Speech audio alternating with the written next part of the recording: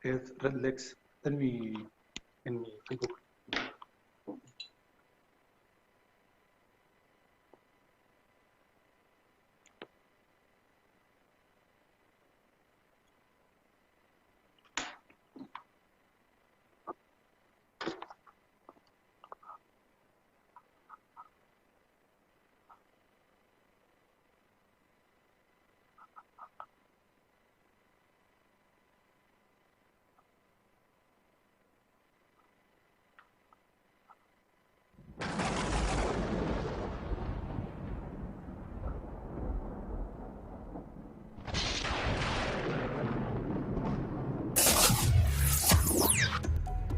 El contenido del siguiente programa es perteneciente a la Facultad Judicial de Derecho Tributario y a FJDT Radio Lex. Asimismo, la facultad y la radio no se hacen responsables por lo que se diga en cada programa. Cada invitado y locutores son responsables de lo que se dice en cada emisión. El contenido jurídico emitido es responsabilidad de cada invitado. Asimismo, locutores e invitados están informados y se hacen responsables de lo que dicen al aire. Un programa que abarca problemáticas actuales. Esto es Familia, Sociedad y Derecho. Comenzamos. Buenas tardes, su servidor Arnulfo Ruiz Lara, como todos los martes en Familia, Sociedad y Derecho. El día de hoy tenemos como invitado al señor maestro Antonio Andrés Pérez Méndez. Él va a tocar el tema, ¿es importante eliminar el outsourcing? Quiero decirles que el maestro Antonio Andrés Pérez Méndez es licenciado en Derecho por el Instituto de Estudios Superiores de Tamaulipas. Él, aparte de eso, cursó la literatura inglesa en la escuela de Rose of York en Londres, Inglaterra. Su maestría la estudió en Derecho Corporativo y la especialidad en Derecho de la Empresa en la Universidad de Anáhuac. Ha trabajado en el despacho de Nemer y Asociados, donde llevaba juicios civiles, mercantiles, ejecución prendaria, hipotecario familiar, penales, etcétera, en Tampico, Tamaulipas. Aquí en la Ciudad de México ha trabajado en Dix 2 como coordinador legal, viendo temas relacionados con afianzadora y fraudes cometidos por empleados. Trabajó en ADO y empresas coordinadas viendo temas de contratos, litigio penal, licitaciones. También trabajó en el grupo Sambors, iniciando también en el área de licencias y apertura de establecimientos. Luego continuó en el área de litigio civil y mercantil.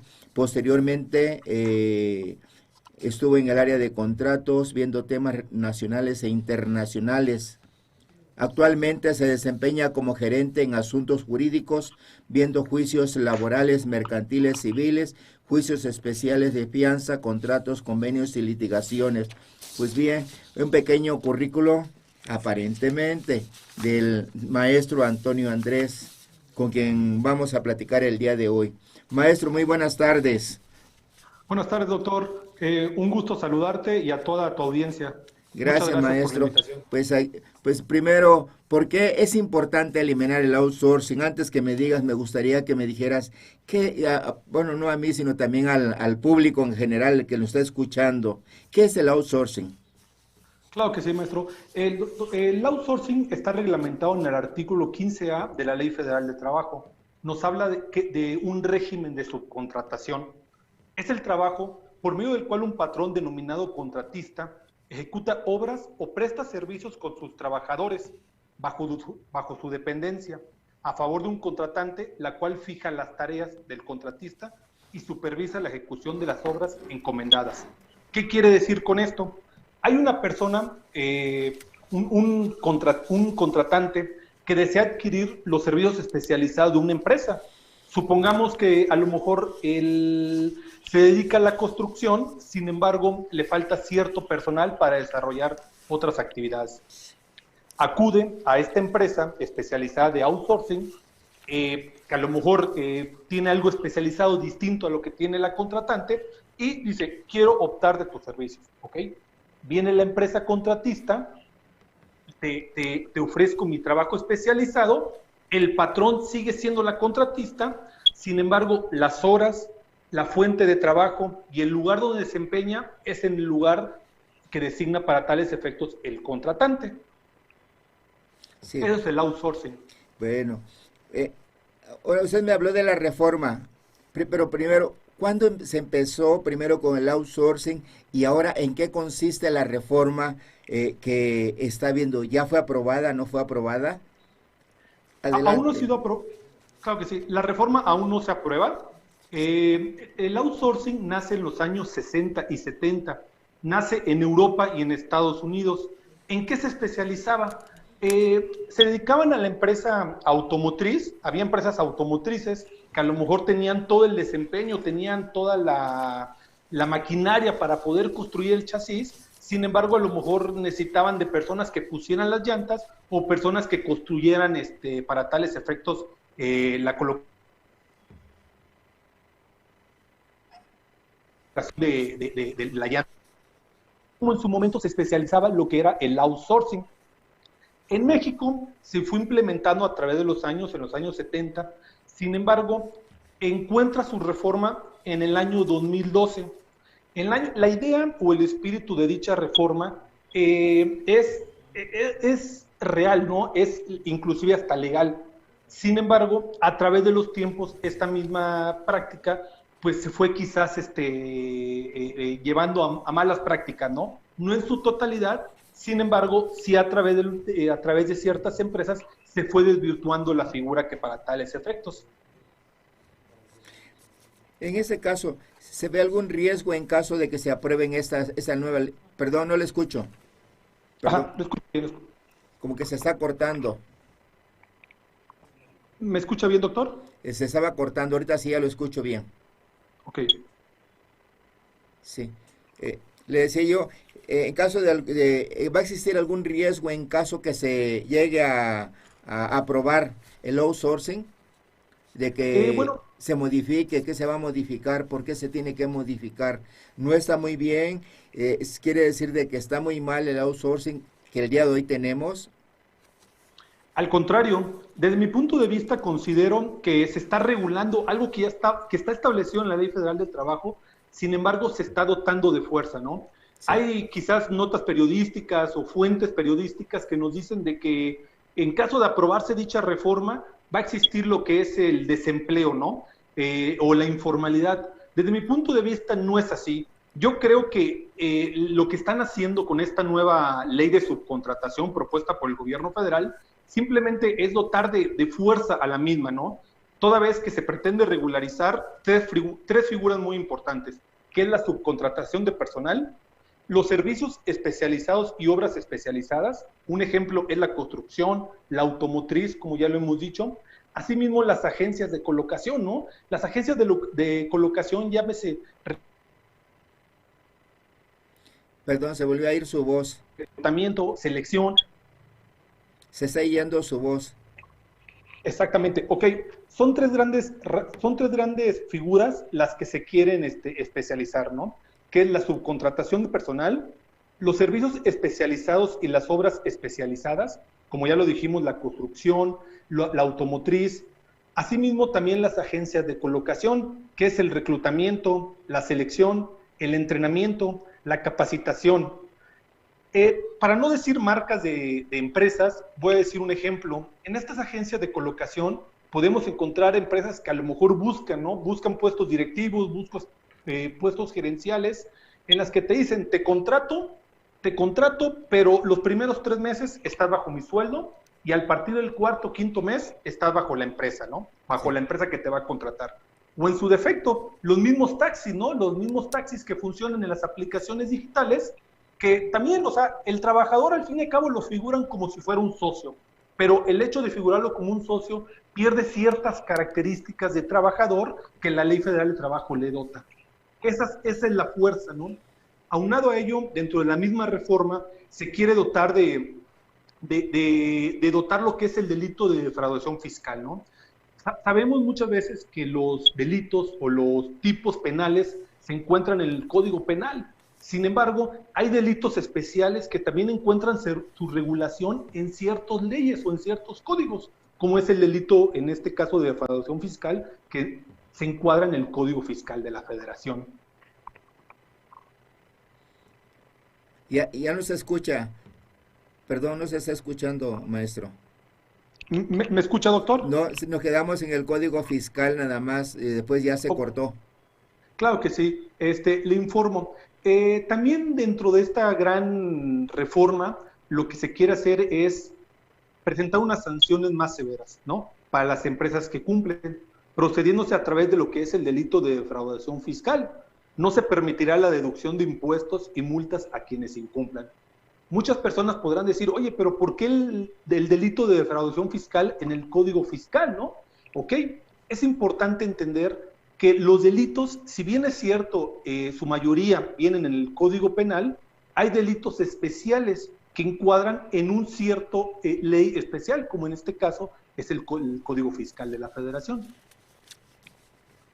Sí, porque entonces, perdón, ya no se escucha. ¿Me está escuchando bien? No, se volvió a perder. Sí. ¿En qué momento se cortó, perdón, doctor? Cuando usted estaba hablando que era igual al Código Fiscal de la Federación. Exacto, es lo que le comentaba. Muchas personas, quizás muchas personas que nos están escuchando van a decir, oye, pero ¿por qué existe un delito en el Código Fiscal, no? Sí. Bueno, hay delitos que tienen su especial establecimiento, como han dicho, su especial sanción en ciertas leyes, ¿no? Como en este caso, la defraudación fiscal encuentra su cumplimiento o encuentra su sanción en el Código Fiscal de la Federación. Lo anterior es meramente informativo para no confundir que todos los delitos deben de estar forzosamente en el Código Penal.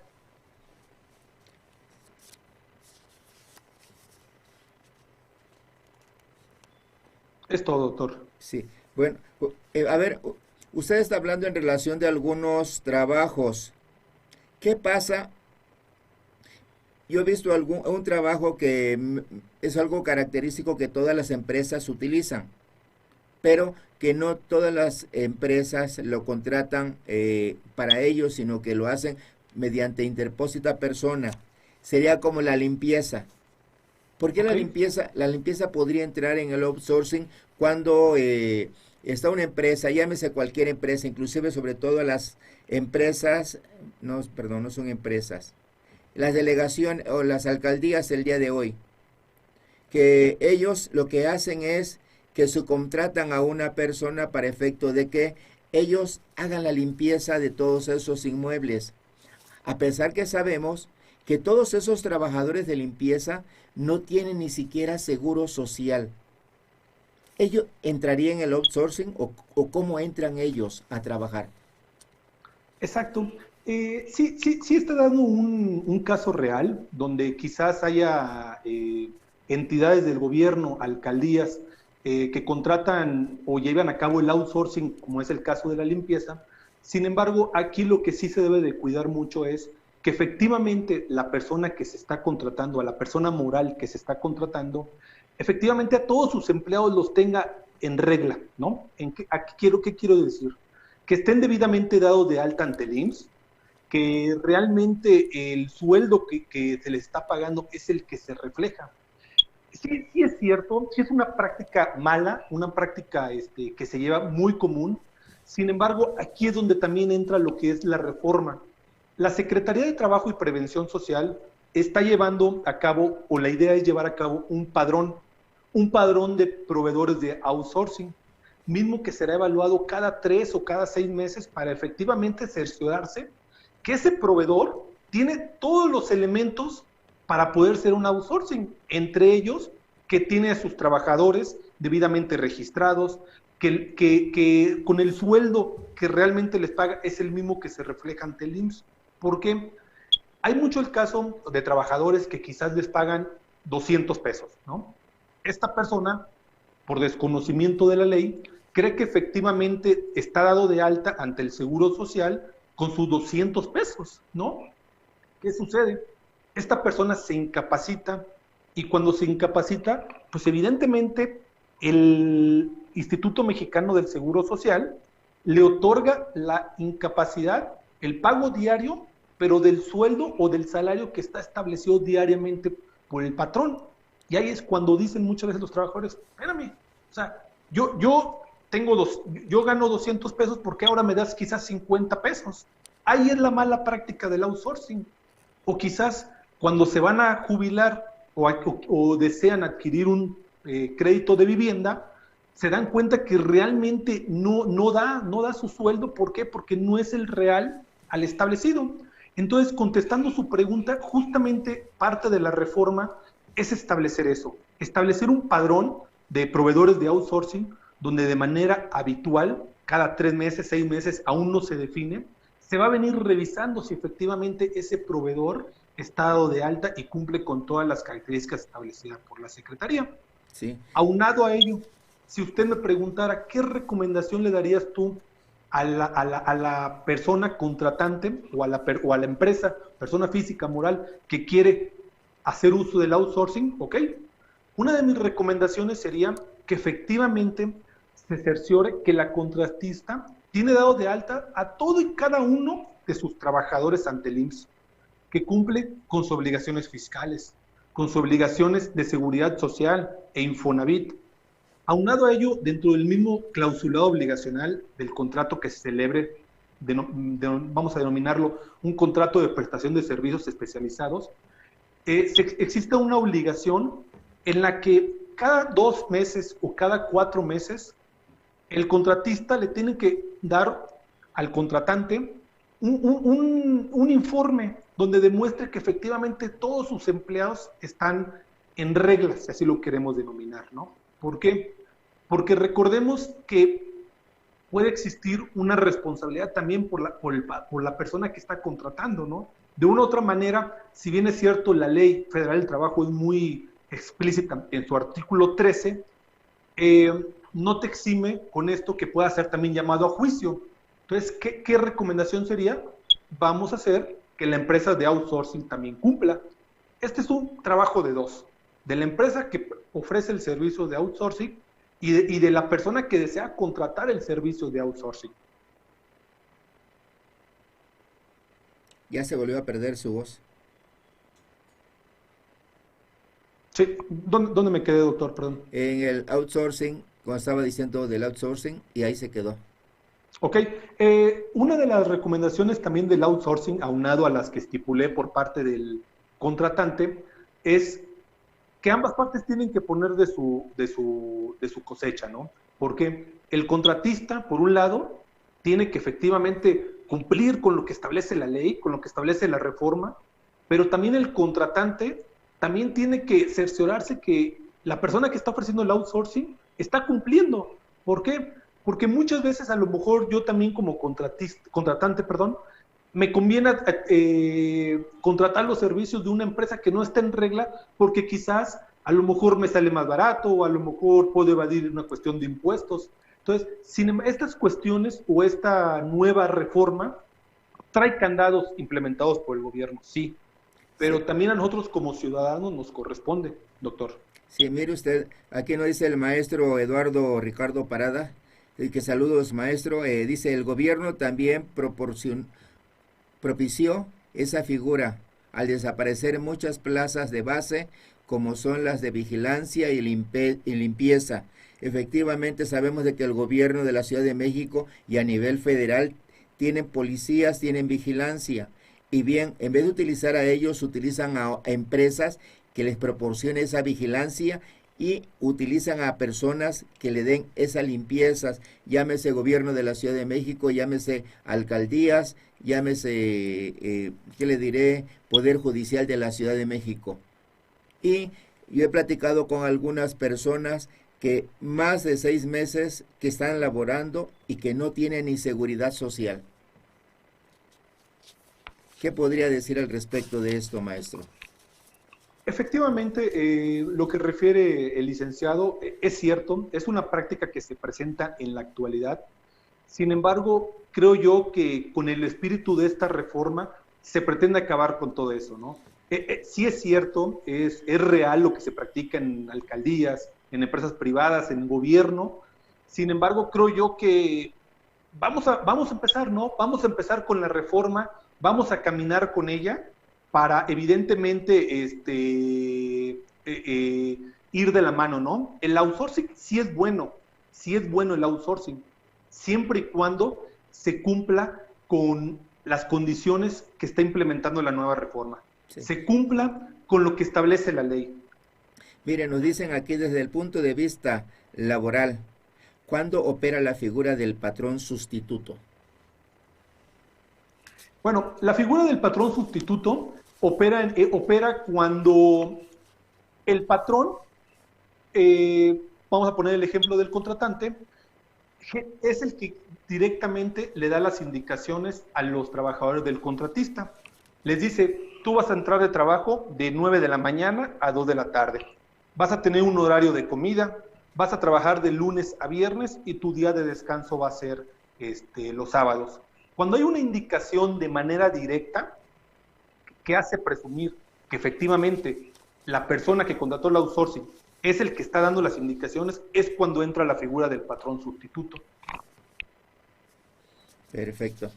Y en eso, en relación de su funcionamiento, ¿existen algunos requisitos para el outsourcing o se van a poner algunos requisitos del outsourcing cuando entre en vigor la nueva ley? Efectivamente, doctor, es muy correcta su pregunta. En atención a la ley del trabajo, sí existen algunos requisitos para llevar lo que es la subcontratación o el outsourcing. No puede abarcar la totalidad de las actividades iguales o similares en su totalidad que se desarrollen en la fuente de trabajo. Es decir, el 100% de los trabajadores que realizan sus funciones dentro de una oficina no pueden ser el 100% contratados por el outsourcing. Tiene que haber una media.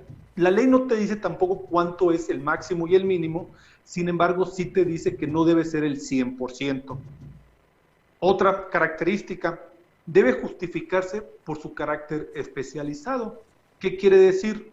A lo mejor yo soy un despacho de abogados, sin embargo, efectivamente, no tengo los servicios de limpieza, no hay una persona especializada, contrato a una outsourcing que efectivamente tiene los servicios especializados de limpieza y es cuando opera en este momento, ¿no? Hay otra cuestión, no pueden comprender tareas iguales o similares a la que realiza la contratante. Es decir, si yo estoy contratando el servicio especializado de limpieza, no puedo poner al hombre o a la mujer que esté llevando a cabo sus funciones, ejecute las mismas funciones que se dedica a mi despacho jurídico. ¿Por qué? Porque ya estoy llevando otra actividad distinta. No pueden ser iguales las actividades, ¿no? Sí. Sin embargo, al día de hoy es todo lo contrario. Muchas veces se contratan personas especializadas para que lleve a cabo el mismo horario de los trabajadores, inclusive realiza hasta mayores actividades que la de los trabajadores contratados por el patrón. Perfecto. Miren, vamos a ir a un pequeño corte y regresamos en 2 minutos. Claro que sí, doctor, se lo agradezco.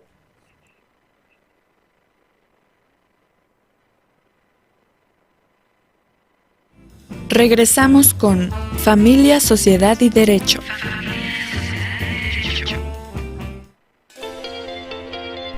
Facultad Judicial de Derecho Tributario. Contáctanos. Teléfonos 55 70 29 0006 o al 55 66 50 30 93 o en redes sociales: Facebook Facultad Judicial de Derecho Tributario, Twitter @facultadjudici1, correo electrónico facultadjudicial@gmail.com o visita nuestra página web www.facultadjudicialdederecho.mx. La técnica y ciencia jurídica al servicio de la humanidad. Superarse no es solo tener un título en la mano. Superarse no es solo terminar una carrera. Superarse es ver más allá. Inscríbete en nuestros cursos totalmente especializados. Conócenos: www.facultadjudicialdederecho.mx. Facultad Judicial de Derecho Tributario. La técnica y ciencia jurídica al servicio de la humanidad.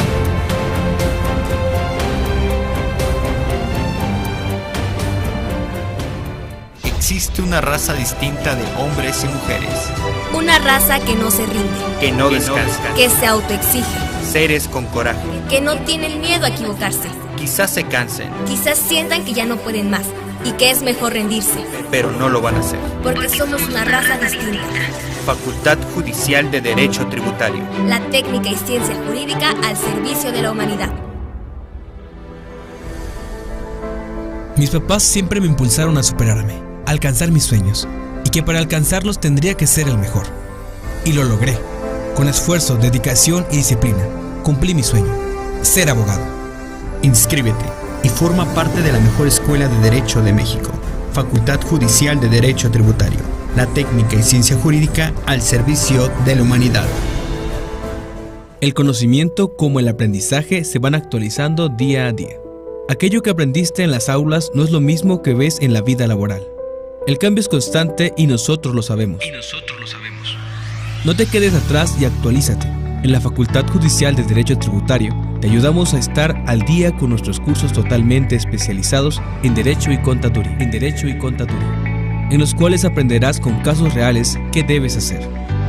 Nuestros maestros están capacitados y respaldados con experiencia en el campo laboral actual. Búscanos en Facebook como Facultad Judicial de Derecho Tributario. Así que sé parte del cambio y no te quedes atrás. La técnica y ciencia jurídica al servicio de la humanidad.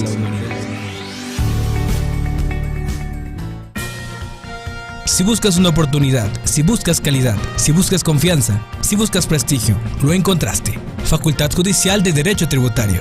Llámanos 5570-2675-51 o 5570-330610. La técnica y ciencia jurídica al servicio de la humanidad.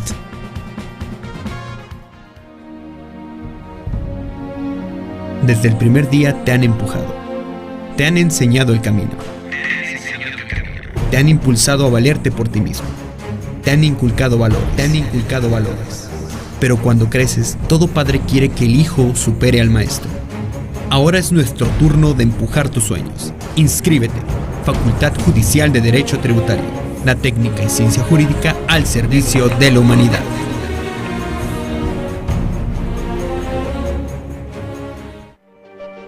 Mis papás siempre me impulsaron a superarme, a alcanzar mis sueños, y que para alcanzarlos tendría que ser el mejor. Y lo logré. Con esfuerzo, dedicación y disciplina, cumplí mi sueño, ser contador. Inscríbete y forma parte de la mejor escuela de contaduría de México. Facultad Judicial de Derecho Tributario. La técnica y ciencia jurídica al servicio de la humanidad. Transmitiendo a 224 kilobytes por segundo. Desde la Facultad Judicial de Derecho Tributario. Ubicados en la calle Revillagigedo 108, Colonia Centro. Delegación Cuauhtémoc, Ciudad de México. Encuéntranos en www.facultadjudicial.edu.mx. FJDT. Radio Lex. La justicia en la radio. Estás escuchando FJDT, Radio Lex. Estás escuchando Familia, Sociedad y Derecho. En un momento continuamos.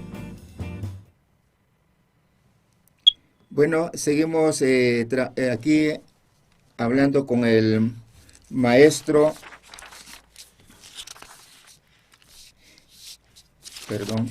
Antonio Andrés Pérez Méndez, pero permítame antes manifestarle de que se le manda un saludo a la doctora Rocío Tapia Pérez, a Maye Cortés, a Elías de Nueva York, a la maestra Manuela Deise Cardoso Mata, que nos está escuchando, a J. Barrera García, que también nos está escuchando. Y maestro, nos preguntan, aquí nos están preguntando, permíteme tantito que ya se me está borrando aquí lo que me está preguntando aquí el maestro Parada. Nos dice así, a ver, Desde el punto de vista laboral, ¿cuándo opera la figura del patrón sustituto? Ok, desde el ámbito laboral, la figura del patrón sustituto opera en el sentido cuando ahora sí, el contratante. Perdón, le voy a dar también la otra que hace aquí, Ram Ray también dice casi lo mismo, pero él le agregó un poquito más. Dice en relación de patrón sustituto, ¿cómo se la puedo acreditar al IMSS cuando el patrón ha cambiado de denominación social y con ello el IMSS lo ha tomado como nuevo patrón? Para que así ya sea la misma pregunta del patrón, ¿cuándo opera y qué pasa con el seguro social? Exacto. Ok, el patrón sustituto debe acreditarse a través del juicio. Evidentemente, se tienen que estipular el lugar donde se trabajaba, el horario de oficina, quién emitía las indicaciones. Se denomina como un juicio de sustitución patronal. Con la pregunta que refiere el licenciado, que el IMSS declaró como que no entraba la figura del patrón sustituto, bueno, habrá que analizar el caso en particular. Sin embargo, en caso que haya desaparecido la empresa, habrá que allegarse de diversos elementos que nos puedan dar un soporte legal que efectivamente el socio de la empresa por la cual estaba contratada esta persona crea una nueva, ¿no? Crea la sociedad B, ¿ok? Nosotros como abogados tenemos que acreditar en la Junta que ese mismo socio lo único que hizo fue desaparecer la sociedad con la cual estaba contratado e hizo una nueva denominación, sociedad B. Sin embargo, vienen siendo las mismas personas. ¿Cómo podemos allegarnos? ¿Okay? Podemos allegarnos de diversa documentación. Una de ellas es a través del acta constitutiva de las diferentes sociedades para saber quiénes son los socios. Recordemos que por el hecho de que una persona haya desaparecido una empresa o la haya dado por concluido sin haber pagado todas las prestaciones a las que se merece el trabajador, no se extinguen. Al contrario, si dentro del juicio de sustitución patronal se detecta o se acredita que esos mismos socios lo único que hicieron fue crear una nueva, la responsabilidad sigue allegándose, ¿no? Sigue vigente.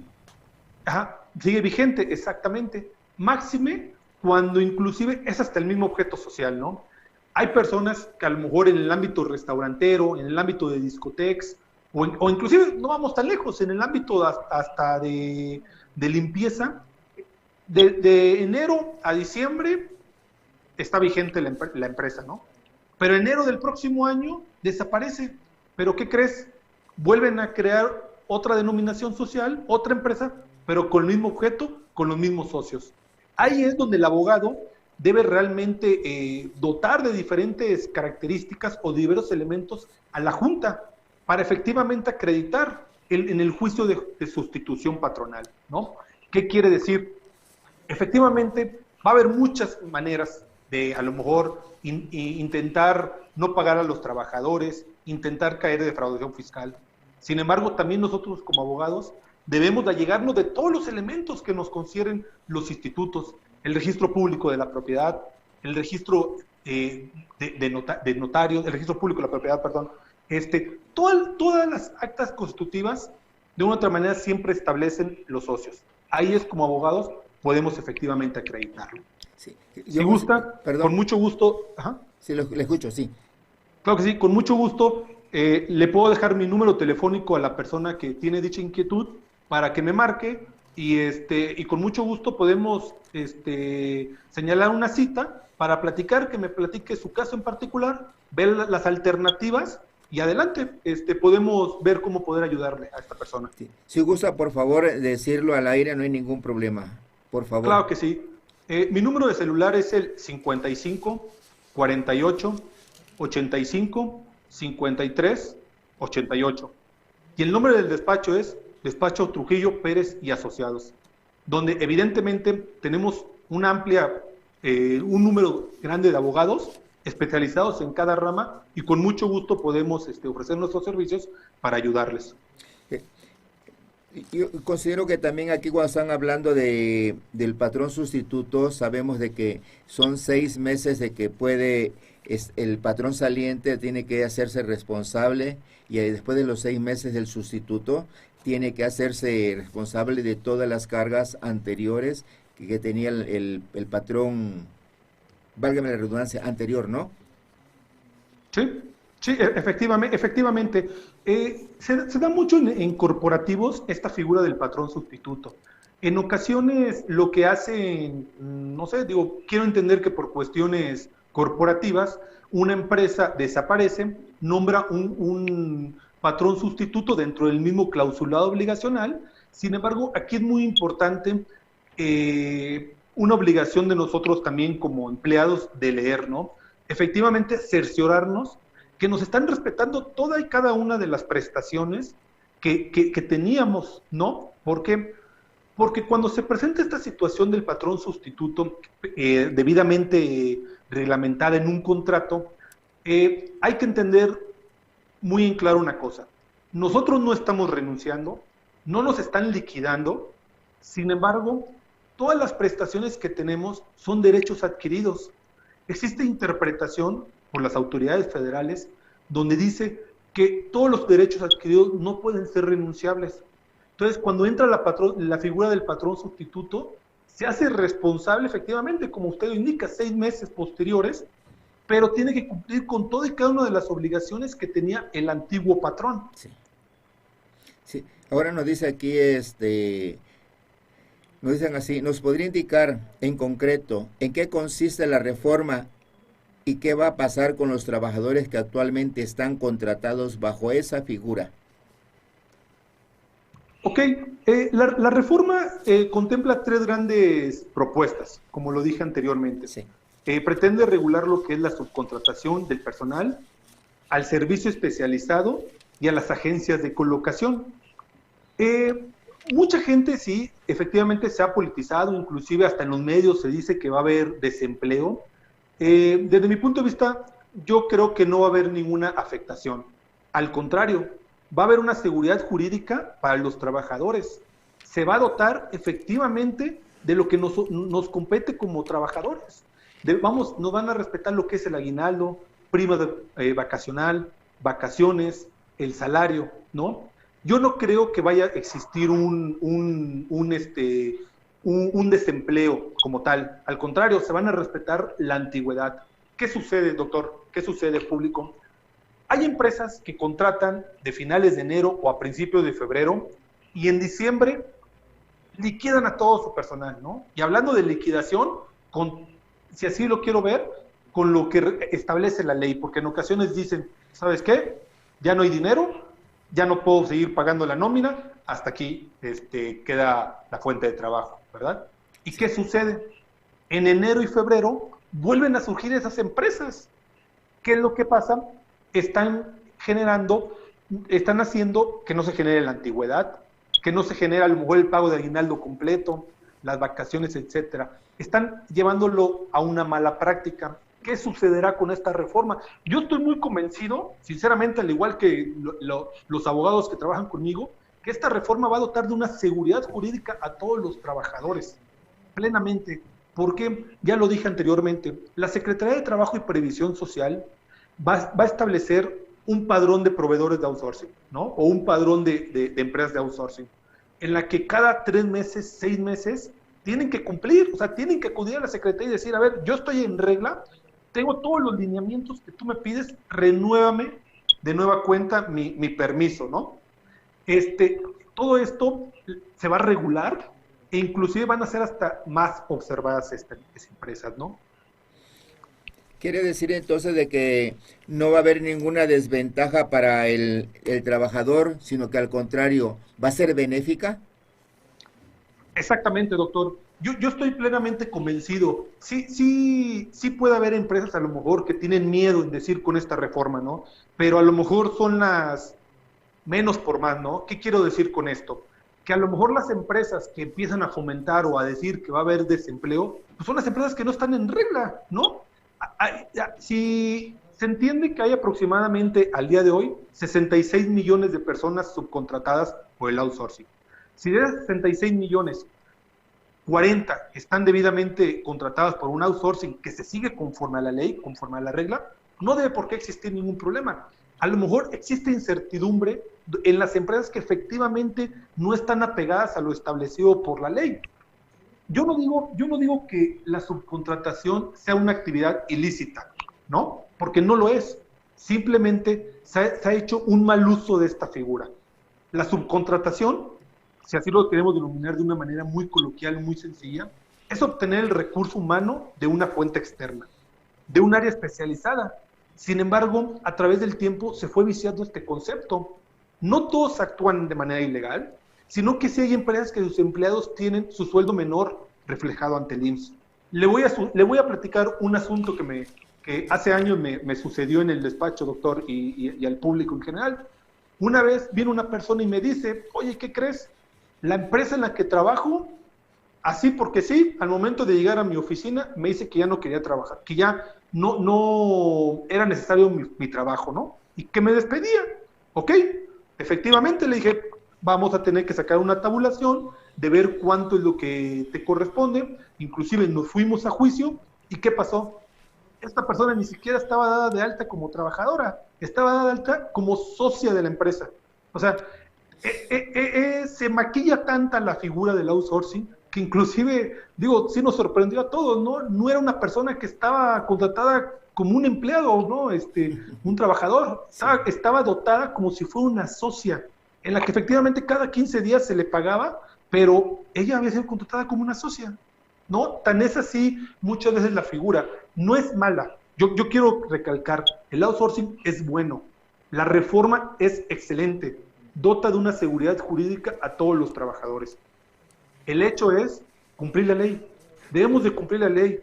Tanto el trabajador, efectivamente exigir sus derechos, la empresa que está contratando, el contratante, cerciorarse que efectivamente la empresa que va a contratar cumple con todas las reglas establecidas, y también el contratista hacer lo posible para cumplir con la ley, ¿no? Así es como vamos a formalizar toda esta situación, y como lo he dicho, en pro de los trabajadores.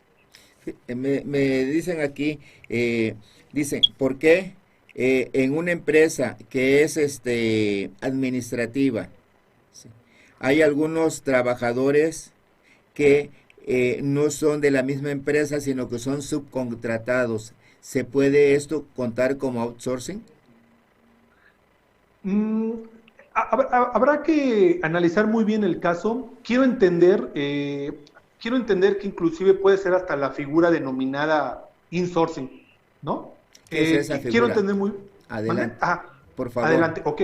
El insourcing es un procedimiento por el cual los empleados internos en una organización, en una empresa o establecimiento, asumen las labores que hasta ahora estaban siendo realizadas fuera de la compañía, ¿no? Lo que sucede es que una empresa muchas veces crea otra empresa, en la que una empresa se llama la controladora y la otra la administradora de personal. ¿Para qué? Para que una de las empresas que tenga el administrador o que sea el administrador del personal no genere prestaciones, no genere utilidad, no genere, no sé, antigüedades, etcétera, ¿no? Y la empresa, la controladora, que siendo del mismo socio, inclusive del mismo dueño, ok, es la que está generando utilidades, la que está generando todos los beneficios fiscales. Simplemente ella no tiene a cargo ninguna empresa. Es muy común eso, y se le denomina el insourcing, ¿no? Sí. Prácticamente es la... Ajá. Y esas empresas de insourcing pueden ser demandadas también. Se les tiene que decir, ¿tienen un domicilio fiscal? ¿O cómo podría un trabajador en un momento dado solicitar que se le pague lo justo, y además que no se le despida pues sin llevarse nada de dinero, que sea despedida, claro, conforme a derecho, pues? Sí, es igual. Se debe de tramitar un juicio, un juicio ante la Junta Local, para efectivamente denotar lo que es quizás el el patrón sustituto, ¿no? Sí. O llevar a cabo el juicio para efectivamente demostrarlo, ¿no? Hay que ser muy claros, ¿no? Efectivamente, como abogados, tenemos que a las autoridades encargadas de la impartición de la justicia darle todos los elementos necesarios, evidentemente con la ayuda del trabajador, para demostrar, ¿no? Para demostrar que esta empresa realmente era la que me tenía contratada, pero yo estaba llevando a cabo el insourcing a través de otra empresa, ¿no? ¿Cómo? Porque, y es cuando debe ser, se señalan domicilios fiscales, se señalan socios. Es muy común en ocasiones en las demandas señalar dos patrones, ¿no? ¿Por qué? Porque muchas veces está el nombre de la marca, el nombre de la denominación, en este caso la administradora de personal. Sin embargo, claro que sí hay elementos para llevar a cabo el juicio y por supuesto que debe ser castigable y por supuesto que al trabajador se le tiene que pagar toda y cada una de las prestaciones que se exigen en la demanda. ¿Cómo? Con una demanda debidamente fundada, debidamente exponiendo los hechos, ¿no? Que también muchas veces sea el trabajador el que a nosotros los abogados nos iluminen en el aspecto de cómo es que se llevaba a cabo la actividad, ¿no? Para nosotros efectivamente cerciorarnos quién era el patrón o de qué manera acreditar lo que es el patrón sustituto.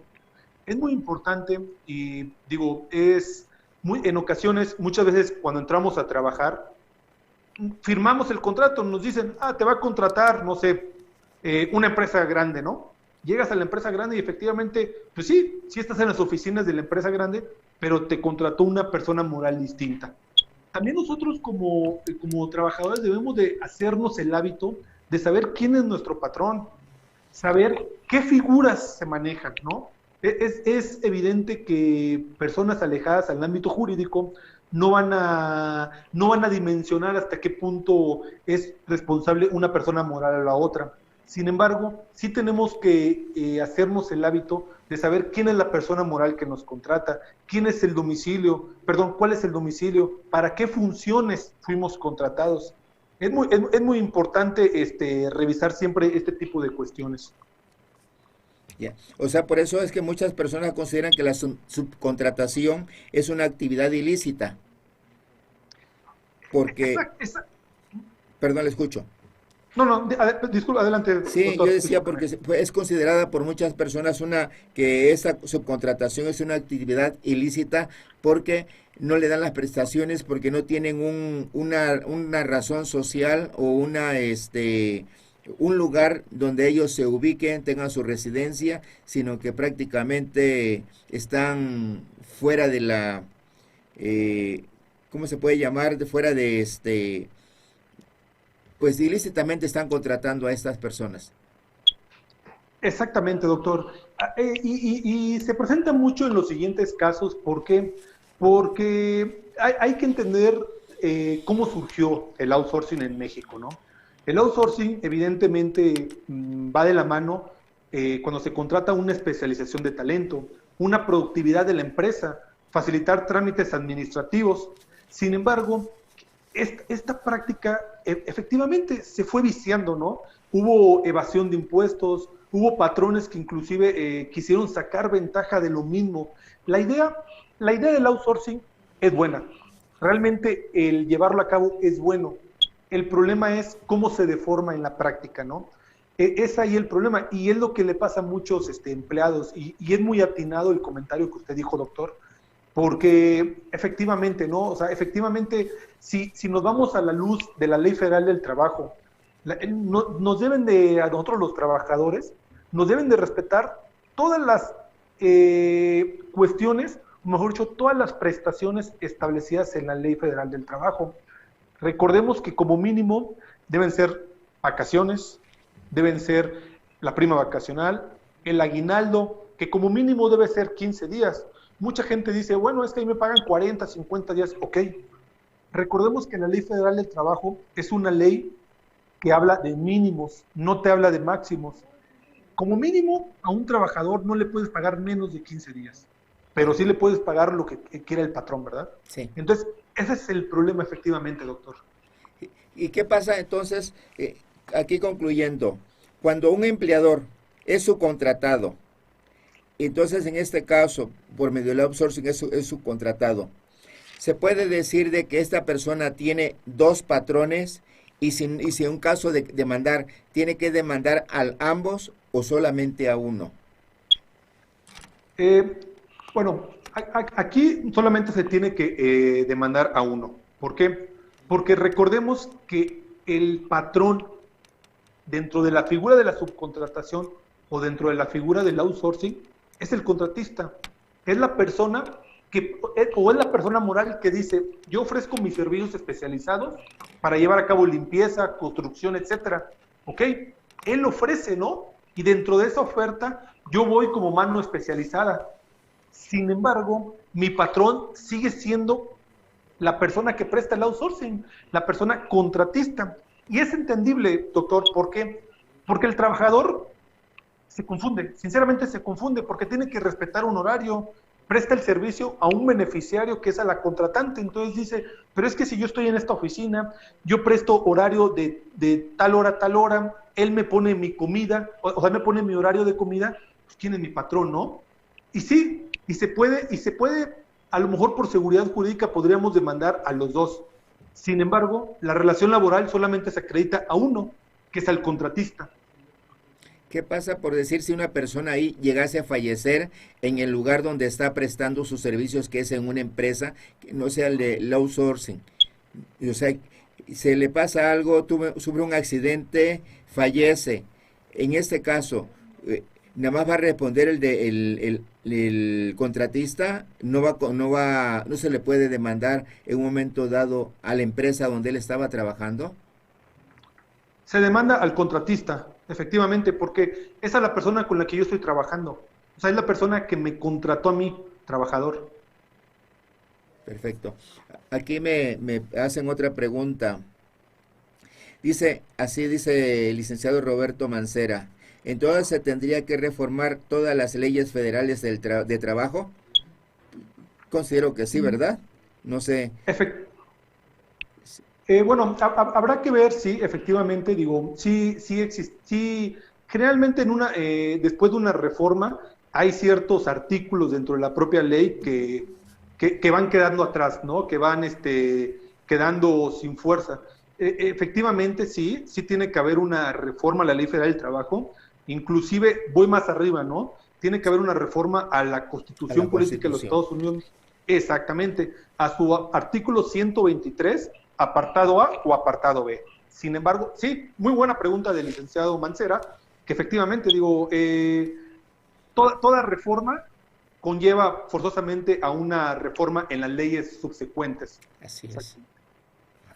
Pues bien, ya estamos llegando prácticamente al final, maestro. Algo que nos haya quedado en el tintero, por favor, ¿nos podría decir alguna otra cosa más que se nos haya quedado en el tintero y que usted desea agregar, por favor? Ok, me gustaría agregar que realmente no nos dé miedo esta reforma, no creamos que nos vamos a quedar sin trabajo, no va a haber una informalidad.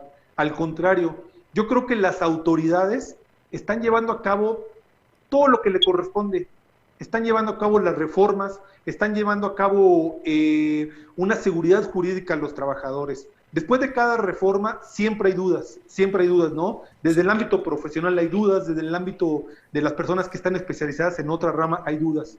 Sin embargo, no tengamos miedo. Recordemos que el derecho en México muchas veces se van presentando los actos y posteriormente se van reformando las leyes, ¿no? Sin embargo, es algo que es necesario, es algo que debemos cuidar todo trabajador, todo ciudadano también debe de conllevar a dicha reforma y es lo único que quisiera abundar, doctor.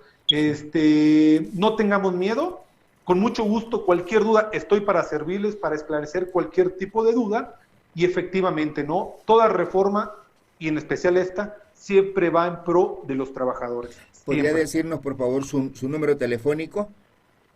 Claro que sí. Le doy mi número telefónico. Mi número celular es el 55 48 85 53 88. Pues está... Y mi nombre es... Adelante, por favor. Y mi nombre es Antonio Pérez. Con mucho gusto estoy para ayudarles en cualquier tipo de duda que tengan con relación a la materia. Pues ya lo escucharon ustedes, Radio Escucha y televidentes, en relación a lo que nos acaba de decir el maestro Antonio Andrés Pérez Méndez. Cualquier cosa pueden ustedes que consultarlo para efecto de saber de qué más puede beneficiarlos o perjudicarlos. Yo creo que no va a ser perjudicado el outsourcing o bien el insourcing, como acertadamente nos estaba diciendo aquí el maestro, y pues también que nos dijo también el licenciado Roberto Mancera. Pues muchas gracias, señor maestro, gracias por su excelente participación, y pues nos vemos aquí en otro programa más de Familia, Sociedad y Derecho. Claro que sí, doctor. Al contrario, quiero darte las gracias por esta actividad tan grande que llevas. Es un lujo, ¿verdad? Hay que sacar provecho siempre de los medios tecnológicos. Es un gusto después ver a lo mejor los videos guardados, ¿no? En la nube, en el YouTube, etcétera, y poder consultar, ¿no? También un saludo al licenciado Mancera, porque efectivamente su pregunta fue muy atinada, ¿no? Y gracias, doctor, por darnos esta oportunidad de participar y a la vez escucharte, ¿no? Escuchar los grandes temas que maneja tu programa y siempre estar actualizados en el mundo y en la vanguardia jurídica. Nos dice Ram Yam, gracias.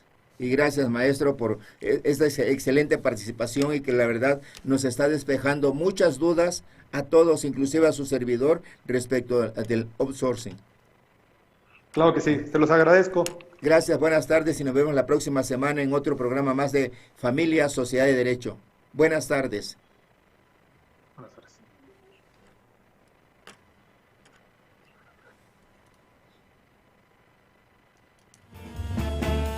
Un programa que abarca problemáticas actuales.